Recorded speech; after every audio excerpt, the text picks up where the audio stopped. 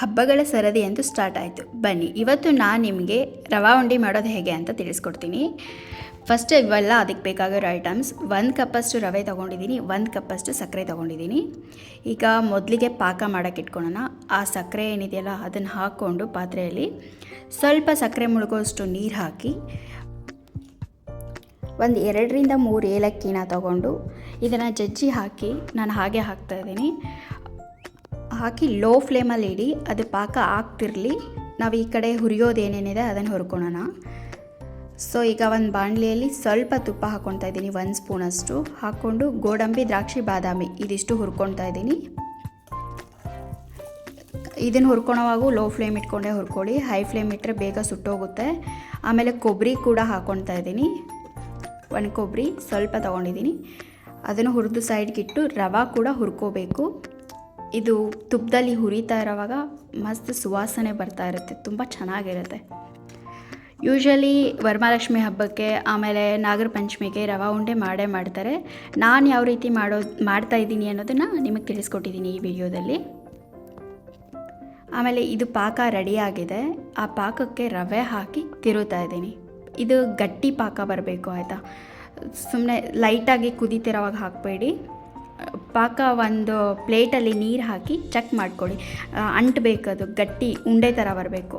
ಆವಾಗ ರವೆ ಹಾಕಿ ತಿರುಕೊಳ್ಳಿ. ನಂದು ಅದು ವಿಡಿಯೋ ಮಾಡಿದ್ದೆ ಬಟ್ ಡಿಲೀಟ್ ಆಗಿದೆ, ಸಾರಿ. ಅದಕ್ಕೆ ಕಂಪ್ಲೀಟ್ ತಿರುಕೊಳ್ಳಿ ಇದನ್ನು.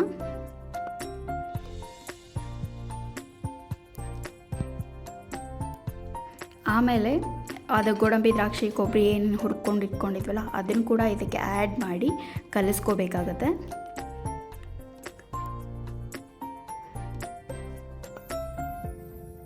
ಕಂಪ್ಲೀಟ್ ಈ ಸ್ವೀಟ್ನ ಲೋ ಫ್ಲೇಮ್ ಇಟ್ಕೊಂಡೇ ಮಾಡ್ಕೊಳ್ಳಿ, ಹೈ ಫ್ಲೇಮ್ ಇಟ್ಕೋಬೇಡಿ.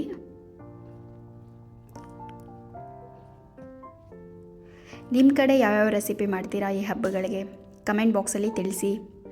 ಸೊ ಈಗ ಸ್ವಲ್ಪ ತಣ್ಣಗಾದ್ಮೇಲೆ ಉಂಡೆ ಕಟ್ಕೋಬೇಕು. ಒಂದು ಸ್ವಲ್ಪ ಕೈಗೆ ಎಣ್ಣೆನೋ ಅಥವಾ ತುಪ್ಪನೋ ಏನಾದರೂ ಹಚ್ಕೊಂಡು ಕಟ್ಟಿ, ತುಂಬ ಬಿಸಿ ಇರುತ್ತೆ ಅದು. ನೀವೆಲ್ಲ ರವೆ ಉಂಡೆ ಹೇಗೆ ಮಾಡ್ತೀರಾ ಅನ್ನೋದನ್ನು ಕಮೆಂಟ್ ಬಾಕ್ಸಲ್ಲಿ ತಿಳಿಸಿ.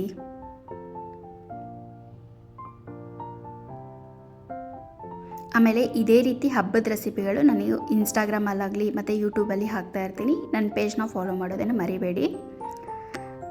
ಸೊ ಎಲ್ಲ ರವೆ ಉಂಡೆಗಳನ್ನು ಅದೇ ರೀತಿ ಮಾಡ್ಕೊಂಡು ತೆಗ್ದೆ ನಾನು. ನೀವು ಟ್ರೈ ಮಾಡಿ ಹೇಗೆ ಬಂತು ಅಂತ ಹೇಳಿ. Thank you.